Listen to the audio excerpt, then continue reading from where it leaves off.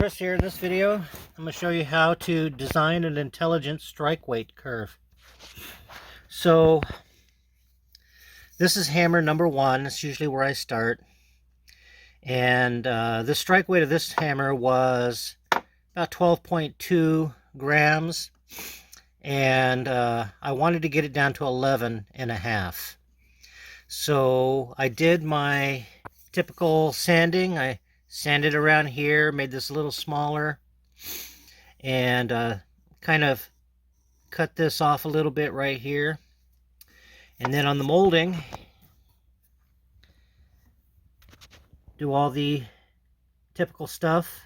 Do the radius of the tail, do the coving, and then I go and do the sanding on the sides, the tapering. And in this case, I was aiming for 10.5 width right here. And I think that came out to about 7 millimeters in width there. And then I put it on the scale, and I got to 11.5. So the next important hammer is 88. And you'll do all the typical sanding. And you can see here, I was trying to get down to 4.5, but without going crazy, I was able to get it down to 5. So I'm going to work with 5 grams strike weight. And so you can see the cove, tapering, and arching the tail. And you can tell I took out some right here. And got it down to 5. So I'm going to work with 5. So then, after that, you get your number 1 and number 8. The next important hammer is at the end of the base section, right at the break. So, note number 20 here on the Steinway B, I did the typical sanding, weighted on the scale, and this came out to 11. So I know now to get a nice gradual tapering of the weight, not much, from 11.5 down to 11, so to get it smooth. And after that, I get note number 49, which is in the center of the keyboard more or less, and get all the sanding there and get that down. And usually they end up about 8.8, 8.9 grams, somewhere around there. You could go 9 grams. So now I've got 4 points. And I'll show you what I do next. Okay. So I use Excel, and I put in the gram weights of number 1, number 20, number 49, and number 88. Then what I do is I create a curve. So let's see, I go up to here, and I click Insert, and I click Shapes, and I click this little squiggly line right there. See, does it have a name for that one? Curve, the curve line. That makes sense. I click on that, and then I use those points that I just put on there. There. Right there, on 49, and then to 88. Alright, click out of that. Then what I do is, my main concern now is the break. So I want to make sure that I can get the note number 21 in this case. Let's go to 20. Should be 10.9. And so how I figure that out is I just go, like, see, if I put 10.5, let's say, see the dot is way below my curve. So I know it needs to be more than that. So let's go 10.95. Let's see what that looks like. Okay, that would work. That's on the line. It can be a little lower. So 10.925. There we go, that looks better. So basically 10.9. So now I go to the hammer and I sand it to see if I'm under. If I'm under, I'll have to figure out, maybe have to add a weight or something like that. I really hate doing that. But usually you don't have to do that. And the reason is, I'll show you why. Okay, so here's note 20 and 21.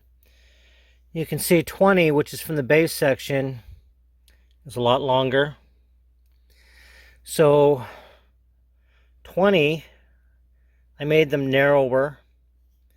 And then on note number 21, you can see even the tail is wider. Yeah, tail's wider about a couple millimeters. So I'm not so, here I'm trying to take off as much weight as possible, let's put it that way.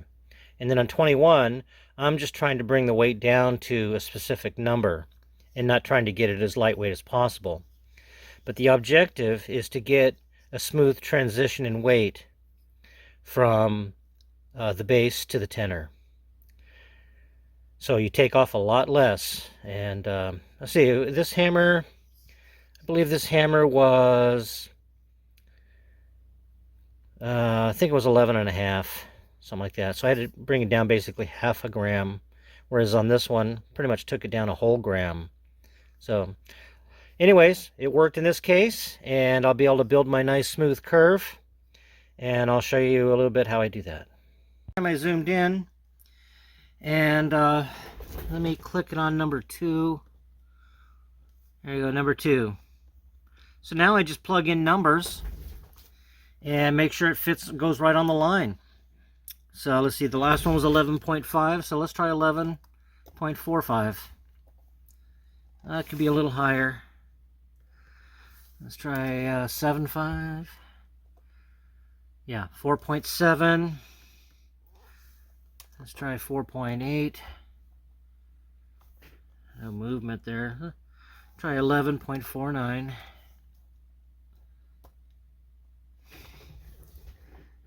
Yeah, that works. I could probably just do 11.5. Let's try that. 11.5.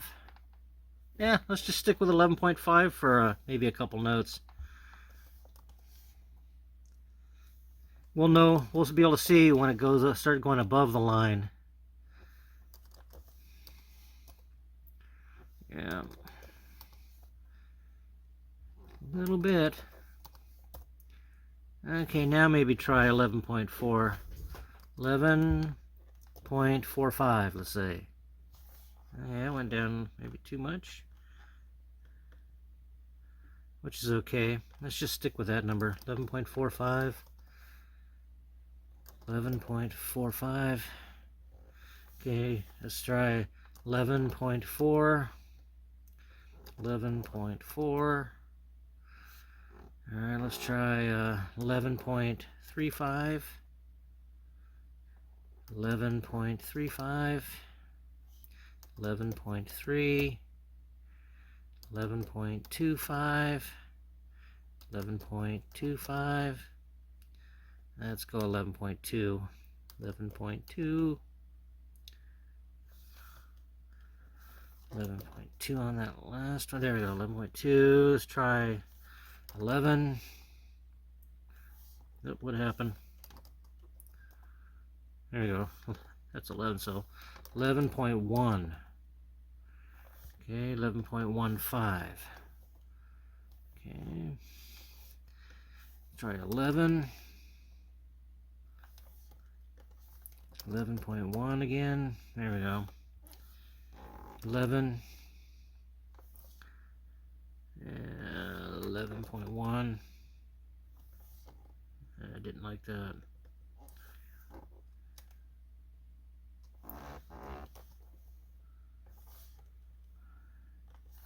11.05. That's basically 11. Okay.